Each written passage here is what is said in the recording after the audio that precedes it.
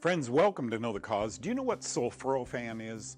It's a plant nutrient that plays a role, I believe, in preventing serious diseases. Toward the end of the show, I'll share that with you. A local doctor named Dr. Gonino, a family doctor, is on the show today and admitting fungus is a huge problem. What do you do about it, Dr. Gonino? He'll express that.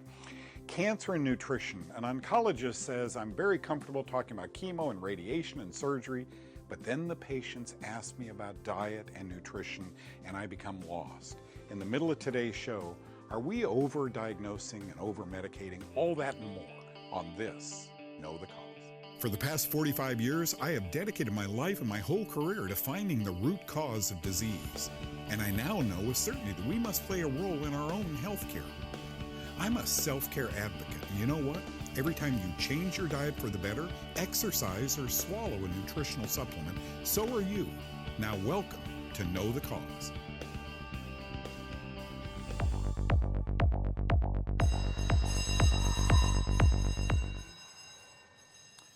You know, I gave a lecture to a group of doctors somewhere, I forget where it was, a continuing medical education course several years ago. And I wanted to teach, there were probably 300 or 400 doctors present. I wanted to teach these doctors a little bit about nutrition, okay? My whole goal was to sit down and have them learn several things, and let's go over that. But I loved this graphic I found on WebMD. Here it is. Nutritional confusion in cancer care.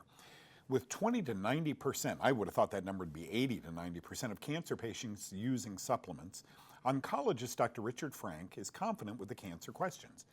But then comes the questions that I'm not so confident in answering. Inevitably, he says, every patient asks, what should I eat?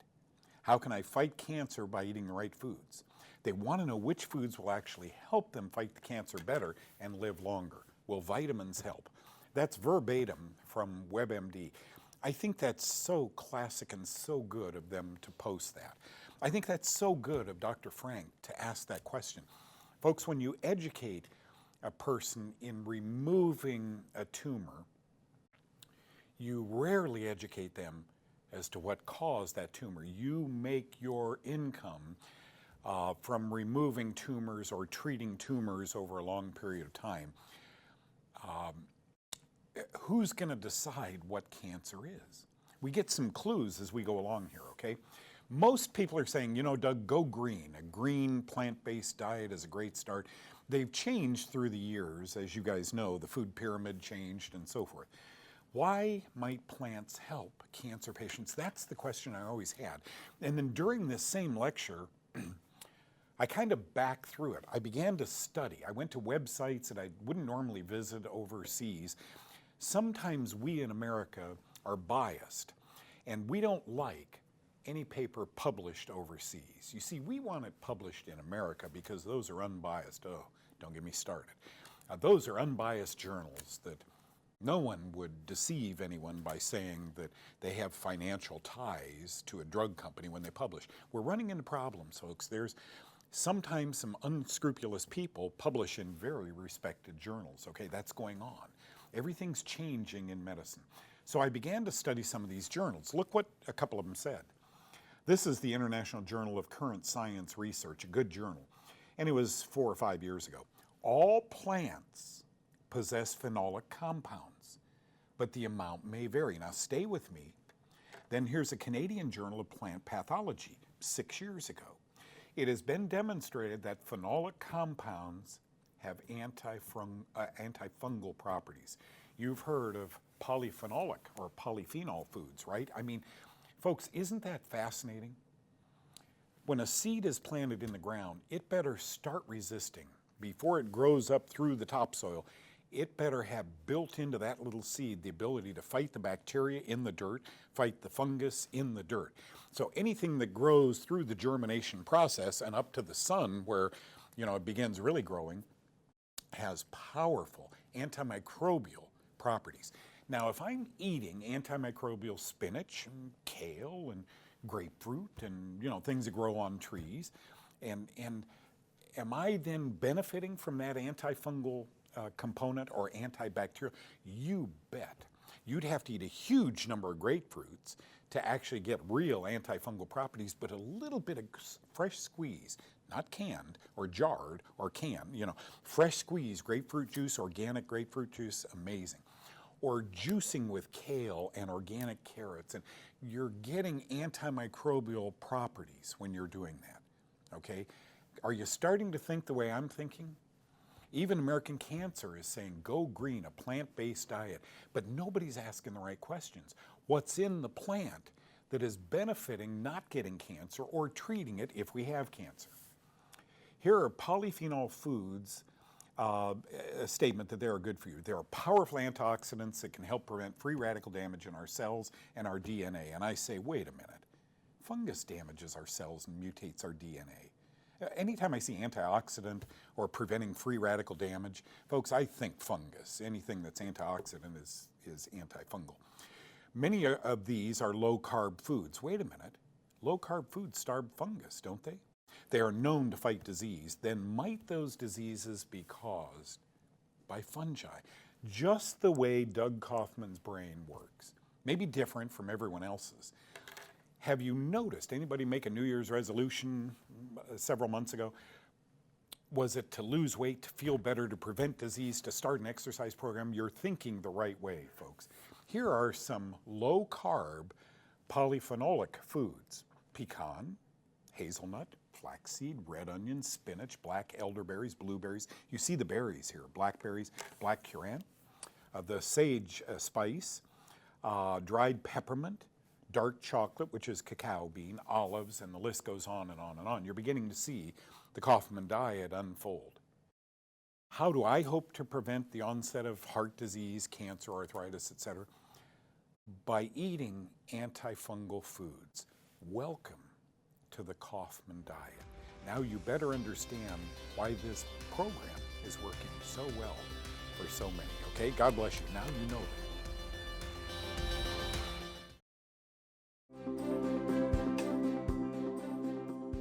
Here's a word for you as we jump off on this segment, hepatotoxicity. Thank you for joining us. We'll see you next. No, hepatotoxicity, hepato, liver, poison, right? So folks, when a doctor prescribes some of these, they're called azole drugs, itraconazole, fluconazole, diflucan, Sporanox, they filter through the liver, and the liver can become poisoned by the action of the drug itself. Joining me right now is a good buddy of mine, Dr. John Gonino, who's out here locally near the Dallas area. And he probably is the doctor, since all the doctors I worked with are gone now, that prescribes more antifungal drugs than anyone. So question, we'll start off this way. How many cases of hepatotoxicity have you seen? 0. Okay, same here. Nystatin, and Lamisil, Griziafulvin, Sporanox, Diflucan's the one you mentioned. Yep. 0, not a single one. Wow, you prescribe Griziafulvin? Sometimes it really does come in handy. Yeah, absolutely. The older generation, the Nizoral, sometimes Sure. they're toxic, but Right. they really come in handy. You and I have talked about this. Fungus is a problem. You see fungus as often as any doctor does, but you address fungus. You talk about the toxic load when a patient comes in to see you, be they blepharospasms, eye twitches, migraines, gout. He looks at the body as, okay, there's something off there. Instead of giving you a drug that will reply every 2 to 6 hours for the rest of your life, don't you want to know the cause? That's what his office digs in. You do glutathione IVs. How important is that for the liver? It's tremendous. We do take care of a number of people with sick livers, and we've never had a single person, not a single one, I'm talking about stage 4 cancer, whatever, with elevated liver function that we haven't been able to help. It's like called batting 1,000. How does the body become so toxic? Again, it's a country that burns 19,000 gallons of gasoline in 1 second, so it's in the air. You guys probably, or a lot of you probably know, because you're pretty educated, that 10% of United States groundwaters exceeds healthy levels for cadmium or arsenic or both. So it's in our groundwater. It's in the food we eat, preservatives and things like that. And again, I think, Doug, a thing that's really being missed by a large part of the doctors is this whole MTHFR connection. The genetic connection to not be able to detox very well. And so if you don't know about that and you're not supporting that enzyme at the same time that you're getting coached up on detox, you really, I mean, you're on the cancer trail. I mean, it's just a matter of time. What induces that mutation? You know, it's a great question, and I don't know, but I would just, again, probably go with things that, you know, just mess up the body in general, which are acid, pH, and toxins primarily. And, of course, mycotoxins could be one of those toxins. Yeah. Question before I let you go Sure. today. Some of the people I have referred to you, or our office has referred to you, say you address something called forgiveness. Jump off on that. Yeah, you know, again, the older I get in this life, I think it's getting more simple. I remember being a kid in a stream, and you would turn over a rock to see if there's a polywog underneath there, and it would be a little cloudy for a while, but the current of the stream would carry it past, and eventually you could see the little guy and get down there and get him. And to me, it's becoming really simple now. Love everybody all the time. Forgive everybody all the time. I mean, my hero is Dr. Martin Luther King. And he said, forgiveness is not an occasional act. Forgiveness is a permanent attitude. If you're able to get there, that's where that healing happens up in there. All those love, joy, compassion states. That's where it's at, and that's what we witness in our office. Their office is truly amazing. If you'd like to come see him, he's near the Dallas area. Fly into DFW or Love Airport and get on over to see him. Thank you for sharing your wisdom with us. Thanks for having me today, Doug. Good to have you.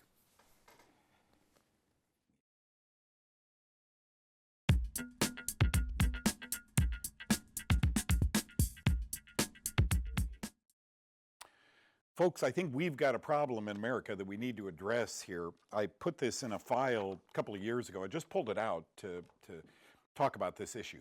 Salmon in our streams, full of cocaine and antidepressants. Study finds Puget Sound fish full of drugs.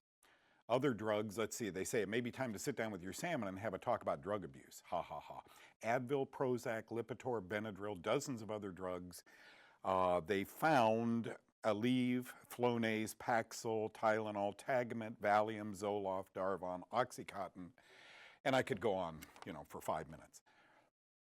We're taking these drugs, we're urinating, we're flushing, and somehow, because there's so many of us, a couple 100 million of us, taking drugs on a regular basis, they're getting into our fish. Okay? Pretty sad state of affairs. And then I pulled this magazine out. It's U.S. News and World Report, circa 2000, so 20 years ago. Are the Paxil, Prozac, Ritalin, are these drugs safe for our kids? Many parents are using powerful pills to control behavior. Nothing's changed. This seems to be working for almost everyone except the patients that end up on them. Folks, look, don't let me condemn any behavior here. Let me educate. Most of these children, if their diets would change and they would look at the terrain of their intestine, remember what I've been teaching you now for 22 years, consecutive years on Know the Cause? This is where disease begins. You laughed at me, 20 years ago. Today, we're saying, gee, that's interesting how depression starts here. Change these little beautiful children's diets. Tell them you'll get them a baseball card or a nice gift. If just for 2 weeks they'll try and follow the Kaufman diet. So this magazine went on to say, no, we don't know. We haven't tested them on kids. Number of children poisoned by medication rising dramatically, says a study. This is 2000. This is 2011. Number of children being poisoned. Don't they even care? Know this. When you make an appointment with a pediatrician or a psychiatrist, they've got to see 59 other appointments that day. There you go. That didn't work. Try this one. Please, I implore you, this isn't going to get better. So 20 years ago, we had them bringing it up on a magazine cover and saying, whoops, now number of children poisoned by medication rising dramatically. The problem of pediatric medication poisoning is getting worse, not better. More children are exposed, more are seen in emergency departments, more are admitted to hospitals, and more harmed every year. Well, that's kind of sad. Mom and dad, you owe a fiduciary obligation to that child to do what's right for them. What are we doing, folks? we're running from emergency room to emergency room because they're not behaving.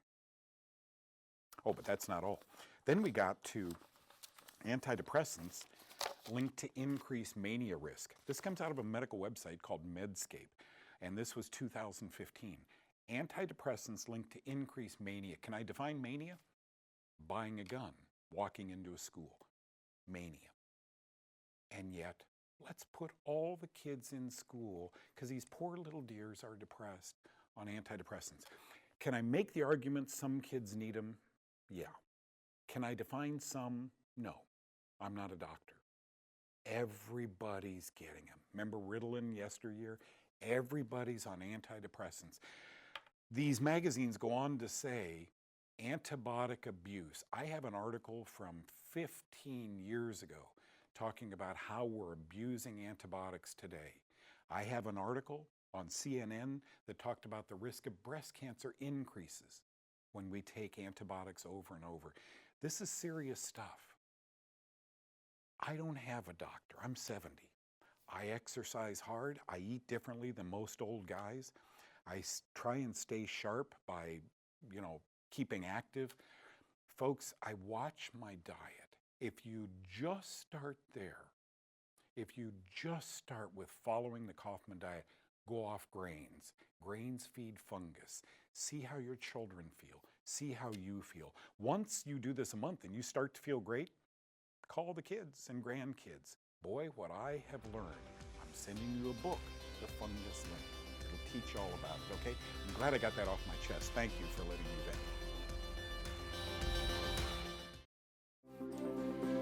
I think for a little fun, I'll break things up a little bit. A couple of years ago, I was invited to give a lecture on phytonutrients. Phyto, plant, nutrients. Nutrients in plants. Folks, this is quickly becoming huge business.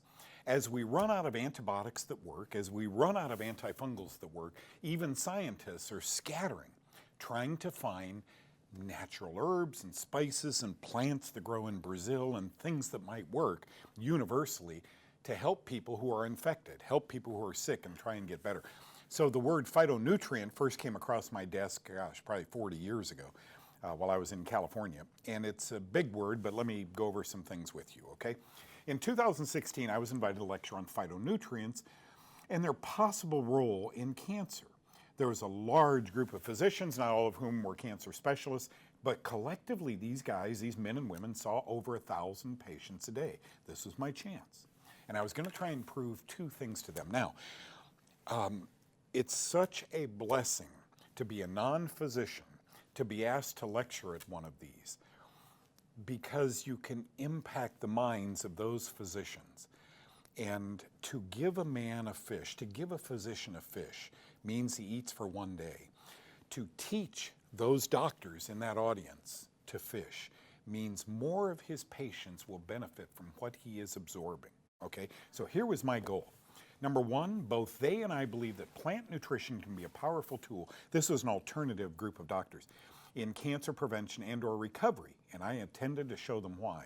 And number two, plants have had to survive germ attacks since they were placed on the earth. For a plant to thrive in the soil, it had to become a powerful or powerfully anti-germ. Okay, just understand that. A farmer plants 10 seeds and 7 or 8 of them grow. What happened to the other 2 or 3? That's the way we need to think. So what I did was I discovered that some of these phytonutrients could be used to treat cancer patients. Most commonly occurring cancers, according to the Center for Disease Control in women, breast, lung, colorectal. In men, prostate, lung, colorectal. So I had that information. And then I'm telling you, this is the truth. I sat down and I thought this is going to be a 1-month study to figure out which of these phytonutrients I wanted to study with regard to the top 3 or 4 causes of cancer. Here's what happened. Do plant phytochemicals have anti-cancer properties? I randomly chose phytochemicals because I could pronounce them. Ficitin, resveratrol, curcumin, proanthocyanidin, silmarin, genistein, camptothecin, sulforaphane, indole-3-carbinol, capsaicin, luteolin, and d-limonene were studied for their ability to inhibit the spread of cancer or a cancer pathway, or induce apoptosis, or cause cancer cells to burst apart in 4 of the leading types of cancer: colorectal, breast, prostate, and lung cancers, okay? This is what I did, and I thought, well, I'll go through these 10 first, and then I'll find 10 more. And I told my wife I'm gonna need 2 weeks to do this. Those 12, the more I delved into the scientific research, I couldn't believe. I didn't have to go to a second batch. Those 12 worked. Let's take just one of them, sulforaphane. Dr. Talele is the founding director of the Lewis B. and Dorothy Coleman Chemoprotection Center at Johns Hopkins University School of Medicine. Smart guy. He is one of the top biochemical researchers or biomedical researchers in the world, and was a pioneer in the field of phytochemicals. As a matter of fact, I think he was involved in discovering many of them, but naming many of them. I mean, a smart guy.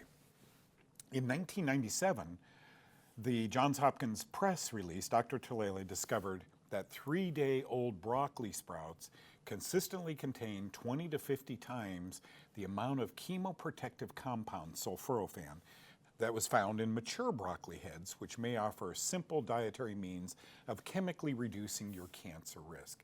Okay, this is really interesting. 3-day-old broccoli, organic if you will, consistently contain 20 to 50 times the amount of chemoprotection. If I'm going through chemotherapy, I want my cells to be protected. What he's saying is sulforaphane is the way to go. Sulfur-containing compound found in vegetables, answer your question, what is this stuff? It's found in the mustard family. Anti-carcinogenic isocyanide that is thought to function by stimulating the production of enzymes in the body that detoxify cancer-causing substances. We tend to think of only broccoli when we hear sulforaphane, but Brussels sprouts and a number of cabbage are abundant in this. So what I did, folks, was I lined up sulforaphane and then saw how it performed for colorectal cancer, breast, prostate, and lung. Did it work? Were there studies to prove it? Here's what I found. CR is colorectal. Induces cell death throughout this phase, arrests and triggers apoptosis, which means cell death in human colon cancer cells. Breast cancer, sulforaphane inhibits triple-negative breast cancer through activating tumor suppressor. Breast cancer, and the list just goes on and on. In prostate cancer, sulforaphane stabilizes the androgen receptor in prostate cancer cell by inactivating histone deacylase. And finally, lung cancer, sulforaphane-induced apoptosis, death in a certain type of lung cancer. I want to tell you the amazing thing about this. I literally, and so did the doctors who asked me to do this. The one doctor said, Doug, this might be a month for you sitting at home in the evening or on weekends putting this together. Try and find 12 that inhibit or kill colorectal, breast, prostate, and lung cancer. Like that. I think if I had enough time and did enough research, I could find that plant foods we eat prevent these diseases from coming on. We're all going to get in sugar, we're all going to get in chocolate, we're all going to get into a glass of alcohol. Afterwards, do me a favor, broccoli, cabbage. It doesn't sound, Brussels sprouts, it doesn't sound very appetizing, but apparently it's more powerful than we thought. Not surprisingly, sulforaphane is both anti-cancer and antifungal. A short time ago, the journal Bioorganic Chemistry announced that a series of new sulforaphane analogs, and folks, this is a long way of saying they're developing drugs, right? New sulforaphane analogs had been developed. The antifungal activity of the new compound, these analogs, were found to be higher than the activity of just the parent sulforaphane. Trust me when I tell you, here's where they're going. New drugs coming on the market whose base will be broccoli. Should we wait for the drugs, or should we start eating those now with or without cancer, hoping to prevent it? Hope that sinks in.